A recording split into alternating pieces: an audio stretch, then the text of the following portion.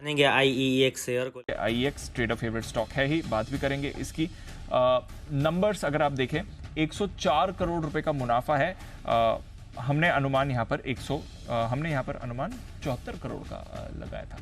Okay, एक बार ये आंकड़ा जरा कंफर्म करते हैं। इंडियन एनर्जी एक्सचेंज की अगर आप बात करें, मुनाफा 74 करोड़ का है। माफ कीजिएगा, मेरी गलती थी, मैंने गलत फिगर पढ़ लिया। मुनाफा 75 करोड़ का आ रहा है, ऑलमोस्ट 74 करोड़ का आ रहा है। हमारा अनुमान 75 करोड़ का था। तो चलिए, एग्जैक्टली अनुमान मुताबिक आपको मुनाफा आते हुए दिख रहा है, कोई परेशानी वहां पर नहीं है। आय 104 करोड़ की आ रही है, हमने अनुमान 106 करोड़ का लगाया था। अगेन बिल्कुल अनुमान मुताबिक ही आपको आय आती हुई दिख रही है। करीब 7% आय में आपको ग्रोथ आती हुई दिखी है। ऑपरेशनल नंबर्स कैसे रहे ये भी देखना इंपॉर्टेंट रहेगा। हम EBITDA में 11% की ग्रोथ एक्सपेक्ट कर रहे हैं। हाई मार्जिन कारोबार है, ऑब्वियसली इनका 84% की हम मार्जिन की भी एक्सपेक्टेशन लगा रहे हैं। बट आय और मुनाफा बिल्कुल आपको अनुमान मुताबिक ही आते हुए दिख रहा है जहां तक इंडियन एनर्जी एक्सचेंज का सवाल है। स्टॉक फिलहाल 1% वैसे नीचे है। कुणाल जी, जरा चार्ट भी देखें। आज सुबह से कुछ ज्यादा खास नहीं कर रहा है, काफी समय से वैसे कुछ ज्यादा खास किया नहीं है स्टॉक ने। चार्ट क्या कहते हैं फिलहाल इस समय? देखिए, जैसे आपने कहा दीपांशु, बिल्कुल मैं सहमत हूँ। बहुत बड़ा सीरियल अंडर परफॉर्मर है। और आप देखिए 2021 से अगर आप इसको देखते हैं तो 2021 के स्तरों पर वापस निफ्टी आ गई है और उससे ऊपर चली गई है, लेकिन ये स्टॉक वहां से आधा हाफ होकर के ट्रेड कर रहा है। तो बड़ा कमजोर स्टॉक है, लगातार अंडर परफॉर्मिंग स्टॉक रहा है। अब इन स्तरों पर कोई नई बिकवाली की मेरी राय नहीं है, लेकिन फिलहाल कोई खरीदारी की भी राय नहीं है। तो मेरी राय में वेट एंड वॉच करें। एक सपोर्ट 120 रुपए के आसपास है, वो लेवल अगर भंग होता है तो और नीचे के लेवल्स देखने को मिलेंगे। फिलहाल इन स्तरों पर किसी भी तरह का ट्रेड नहीं बनता है। मार्जिन्स थोड़े आपको कम आते हुए दिख रहे हैं, अनुमान से तो काफ़ी कम आपको यहाँ पे मार्जिन्स आते हुए दिखे हैं। ये IEX की बात निकल कर आ रही है। EBITDA भी थोड़ा अनुमान से कम आया है। हमने करीब 89 करोड़ के EBITDA का अनुमान लगाया था, 81.5 करोड़ का EBITDA आते हुए दिखा है और मार्जिन 78% के आए हैं, गिर कर आए हैं। हमारा एक्सपेक्टेशन था 82% के मार्जिन 84% पर आएंगे, उसके सामने आपके 78% पर मार्जिन आए। तो मार्जिन घटकर आए हैं, अनुमान से काफ़ी कमज़ोर आए हैं।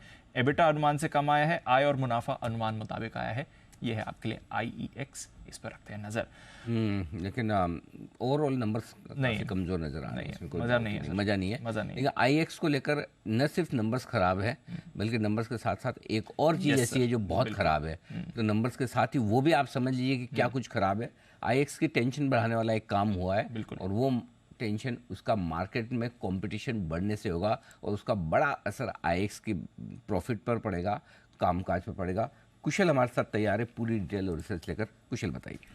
बिल्कुल सर, तो IEX के लिए एक कंपटीशन बढ़ने वाला है, क्योंकि यहाँ पर जो सेंट्रल इलेक्ट्रिसिटी रेगुलेटरी कमीशन है CERC की तरफ से यहाँ पर हिंदुस्तान पावर एक्सचेंज HPX को हाई प्राइस कॉन्ट्रैक्ट्स, यानी कि तीनों जो सेगमेंट्स हैं, डे हेड मार्केट, साथ ही जो टर्म हेड मार्केट है और साथ ही कंटिजेंसी कॉन्ट्रैक्ट्स, ये तीनों सेगमेंट्स में हाई प्राइस कॉन्ट्रैक्ट्स लॉन्च करने को मंजूरी मिल गई है। 2021 में आपको याद होगा CERC में इन्होंने ये अप्लाई किया था पावर एक्सचेंज बनने के लिए, तो ऑपरेशंस करने के लिए 2021 में ही CERC से इनको मंजूरी मिल गई थी।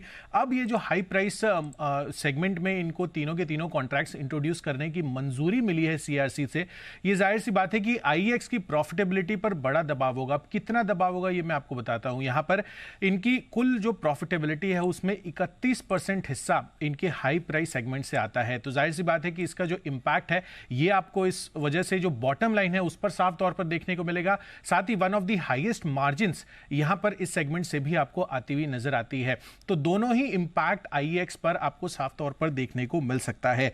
अगर आप मार्केट शेयर की बात करेंगे तो डे हेड मार्केट और रियल टाइम मार्केट दोनों में ही IEX का 99% से ज्यादा का मार्केट शेयर है। एंड कुल इलेक्ट्रिसिटी मार्केट शेयर की अगर आप बात करें तो वहां पर FY23 में ये 88.4% का है। तो साफ तौर पर ये जिस तरह से नए कॉन्ट्रैक्ट्स इनके जो कॉम्पिटिटर है उनको इंट्रोड्यूस करने की मंजूरी मिल गई है CERC से, उस वजह से IEX पर आपको दबाव देखने को मिल सकता है।